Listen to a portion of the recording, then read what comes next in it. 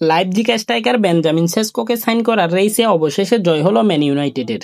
গত 2 সপ্তাহ ধরে সেসকোকে সাইন করা নিয়ে রীতিমতো কম্পিটিশন চলতেছিল দুই প্রিমিয়ার লিগ ক্লাব নিউক্যাসল এবং ম্যান ইউনাইটেডের। দুই দলেই চাচ্ছিল এই স্ট্রাইকারকে সাইন করতে এবং এই দুই দল থেকে সেসকো বেছে নিল ইউনাইটেডকে। নিউক্যাসল স্ট্রাইকার ইসাককে লিভারপুল সাইন করতে চাওয়ার পর থেকেই নিউক্যাসল চাচ্ছিল সেসকোকে সাইন করতে এবং সেসকোর জন্য 90 মিলিয়ন ইউরোর বিডও করে এই ইংলিশ ক্লাব। অন্যদিকে গত সিজনের বাজে পারফরমেন্সের পর সিজনের শুরু থেকেই ম্যান ইউনাইটেড চাচ্ছিল স্ট্রাইকার সাইন করতে এবং এই কারণে তারাও চাচ্ছিল সেসকোকে দলে ভেড়াতে। নিউক্যাসলের বিডের পর ম্যান ইউনাইটেডও 85 মিলিয়ন ইউরোর বিড করে সেসকোর জন্য, যা নিউক্যাসলের বিডের চেয়েও 5 মিলিয়ন কম। দুই ক্লাবের বিডের পরে সবটা নির্ভর করছিল সেসকোর উপর এবং কম বিডের অফার সত্ত্বেও সেসকো বেছে নিল ইউনাইটেডকে এবং প্লেয়ার সাইডের ডিল অলমোস্ট ডান। এখন শুধু অপেক্ষা অফিসিয়াল কনফার্মেশনের, তাহলেই ম্যান ইউনাইটেডের জার্সিতে দেখা যাবে সেসকোকে। অন্যদিকে এই সিজনে নিজেদের প্রথম সাইনিং করতে যাচ্ছে পিএসজি। গত সিজনে নিজেদের দুর্দান্ত ফুটবল দিয়ে পুরো ইউরোপ মাতানোর পর এই সিজনে এখনো পর্যন্ত কোনো প্লেয়ার সাইন করেনি প্যারিসিয়ান জায়ান্টরা এবং তাদের স্কোয়াডের দিকে তাকালে সবার মনে হবে তাদের তো অলমোস্ট এভরি পজিশনে ওয়ার্ল্ডের বেস্ট প্লেয়ার আছে, তাহলে তাদের তো এই সিজনে প্লেয়ার সাইন না করলেও হবে। তবে আমার মতে এটা পুরোপুরি সত্যি না। আমার মতে তাদের এই সিজনে যে পজিশনটা স্ট্রং করা দরকার তা হলো তাদের সেন্টার ব্যাক পজিশন, কারণ তাদের রেগুলার সেন্টার ব্যাক মার্কিনিউসের বয়স অলরেডি 31 এবং তাদের ব্যাকআপ সেন্টার ব্যাক লুকাস বেরাল্ডোর পারফরমেন্সও তেমন আপ টু দ্য মার্ক নয় এবং সিজনের কোনো মুহূর্তে যদি তাদের কোনো সেন্টার ব্যাক ইনজুরিতে পড়ে যায় তাহলে তারা বড়সড় ধাক্কা খেয়ে যাবে। তাই তো তাদের সেন্টার ব্যাক অপশনকে স্ট্রং করতে তারা সাইন করতে যাচ্ছে বোরমুন ডিফেন্ডার জাবারানিকে।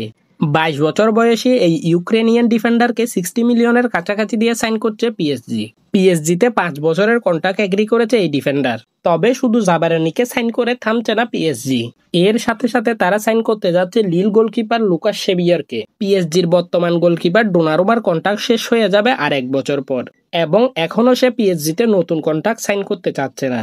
এখন এই রকম সিচুয়েশনে ডোনারুমা যদি নতুন কন্ট্রাক্ট সাইন না করে তাহলে পরের সিজনেই সে ফ্রি এজেন্ট হয়ে যাবে। তাই এখন থেকেই ডোনারুমার ব্যাকআপ হিসেবে শেবিয়রকে দলে ভেড়াতে চাচ্ছে এই ফ্রান্স ক্লাব। 40 মিলিয়ন পাউন্ড দিয়ে এই ফ্রান্স গোলকিপারকে দলে আনছে পিএসজি। দুই ডিলেই almost done, just club to club কিছু নেগোসিয়েশন বাকি। সেটা হয়ে গেলেই এই জোড়া সাইনিং মাঠ মাতাবে পিএসজির হয়ে। অন্যদিকে 10 বছর টটেনহামে থাকার পর টটেনহামকে বিদায় জানিয়ে এমএলএসে পাড়ি জমাতে হিউমিন সন। 10 বছরের এই টটেনহাম ক্যারিয়ারে 456 ম্যাচে সে করেছে 173 গোল ও 101 অ্যাসিস্ট এবং এই বছর দীর্ঘ 17 বছর পর তারই নেতৃত্বে টটেনহাম জিতল তাদের প্রথম শিরোপা। দীর্ঘ 10 বছর ইউরোপে দাপুটে পারফরমেন্সের পর এই দক্ষিণ কোরিয়ান পাড়ি জমাচ্ছে আমেরিকান লিগ এমএলএসে। এমএলএস ক্লাব লস অ্যাঞ্জেলাস এফসিতে জয়েন করেছে এই কোরিয়ান সুপারস্টার। অন্যদিকে লিভারপুল স্ট্রাইকার ডারউইন নুনেজকে দলে বেরালো সৌদি ক্লাব আল হিলাল। গত কয়েকদিন ধরেই শোনা যাচ্ছিল Al Hilal coach Simone Inzaghi তার দলের মেইন স্ট্রাইকার টার্গেট হিসেবেই দেখছে উরুগুয়ান এই স্ট্রাইকারকে এবং গতকাল এই স্ট্রাইকারকে সেল করতে এগ্রি হয়ে যায় লিভারপুল। 53 মিলিয়ন দিয়ে এই স্ট্রাইকারকে সাইন করেছে আল হিলাল। তবে আল হিলাল তাদের অ্যাটাকার সাইন করে ফেললেও চেলসিকে অপেক্ষা করতে হচ্ছে তাদের অ্যাটাকার গার্নাচোকে সাইন করতে, কারণ বর্তমান সময়ে চেলসি কোনো প্লেয়ার সাইন করতে চাইলে তাদের আগে তাদের প্লেয়ার সেল করতে হবে এবং এই কারণেই আর্জেন্টাইন এই অ্যাটাকারকে সাইন করতে আরও কিছু সময় অপেক্ষা করতে হবে তাদের। তবে অপেক্ষা করতে হলেও এই সিজনে নিজেদের মেইন টার্গেট হিসেবেই তারা দেখছে এই আর্জেন্টাইনকে এবং এই আর্জেন্টাইনও নিজের একমাত্র প্রায়োরিটি হিসেবে দেখছে চেলসিকে। তাই তো কিছু ইতালিয়ান ক্লাব এই উইঙ্গারকে দলে বেরাতে চাইলেও সে ক্লিয়ার জানিয়ে দেয় সে এই সিজনে একমাত্র চেলসিতেই জয়েন করতে চায়। দেখা যাক ফাইনালি এই ট্রান্সফারের কি হয়।